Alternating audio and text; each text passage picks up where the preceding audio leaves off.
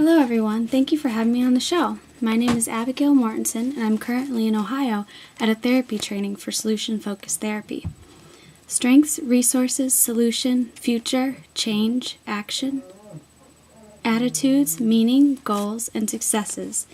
These are just a few key terms that I think of when I'm talking about solution-focused therapy, and this is why I love practicing in this way. Solution-focused therapy is an alternative approach that looks at positives and strengths in the client rather than what may be wrong. It is an alternative therapy that is future-focused rather than past or problem-focused.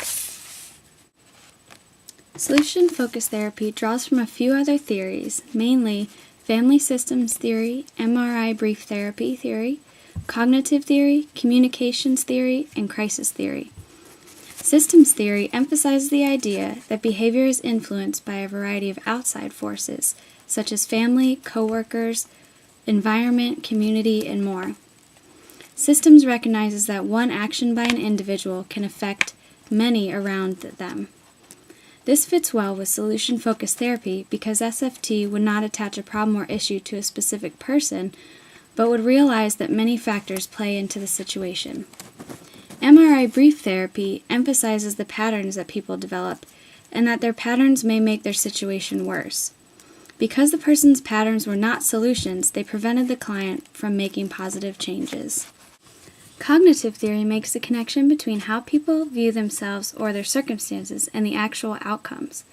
SFT uses this theory when helping clients identify what is meaningful to them and how they view a situation or so-called problem. Communications theory emphasizes language and the use of words to describe ourselves and the world around us. SFT practitioners use this theory to help identify the client's views on their life, situation, and goals. In these two theories, there is a belief that by changing language, it may actually change how we view things, and therefore change our feelings, actions, and situations. Crisis theory relates to SFT in that both are generally a form of brief therapy. During a time of crisis, the client works with the therapist to determine how to cope with the here and now, and learn for future crises how to better handle the stress and tension.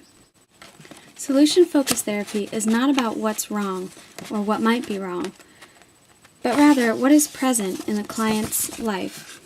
What is working, and what characteristics does a client have to promote happiness in their own life?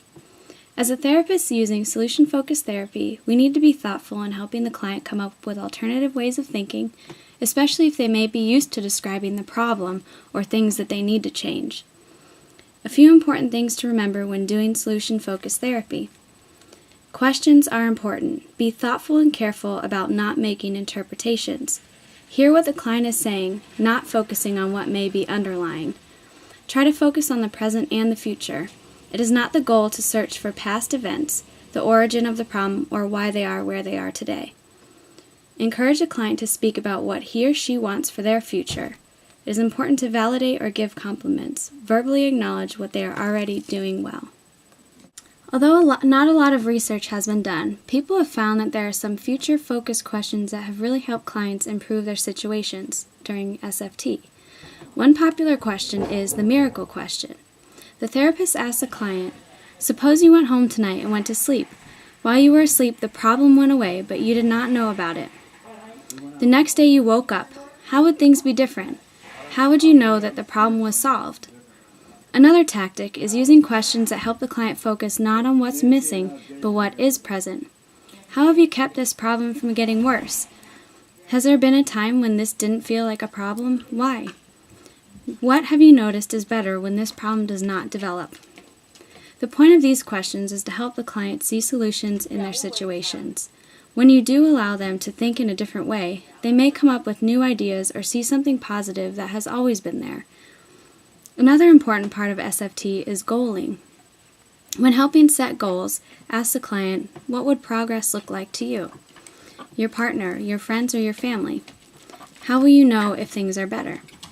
What do you see down the road for yourself after this is resolved? Because solution-focused therapy is usually considered brief therapy, most clients you have will not be long-term.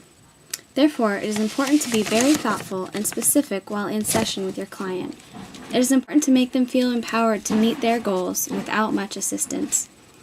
There's much more to solution-focused therapy than I have time for today.